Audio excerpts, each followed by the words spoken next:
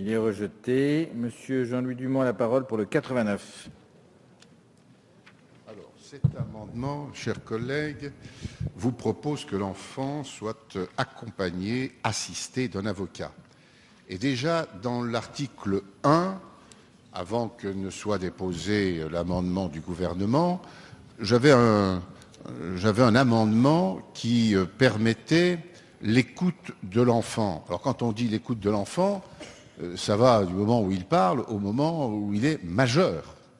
Et la majorité, ça bascule d'une heure à l'autre, d'une journée à l'autre. Et par conséquent, tout ce chemin que peut faire l'enfant, soit en souffrance, en maltraitance, soit l'enfant qui dérape et va sur les chemins d'une petite délinquance qui, petit à petit, devient de plus en plus dure.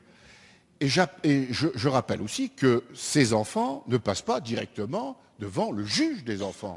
Le juge des enfants, c'est dans les paliers que l'on passe ou au contraire qu'on ne passera pas. L'ASE, dans le cadre de sa protection, de l'éducation, de la formation, de l'encadrement, voire de la privation d'une forme de liberté en les mettant dans une institution, ça ne passe pas obligatoirement devant le juge. Il y a des services administratifs. Et vous avez proposé d'ailleurs la collégialité, l'interdisciplinarité. Et on sent bien que de plus en plus se complexifie l'analyse de la situation du jeune. Et sa souffrance ou le pourquoi, il l'exprimera peut-être à un individu hors de son champ, hors de son environnement. Et donc, prenons des précautions, donnons un cadre dans lequel, y compris l'avocat, peut intervenir. Quelqu'un qui a la capacité simplement de se taire et d'écouter, de parler ou de faire parler, que s'exprime quelque chose.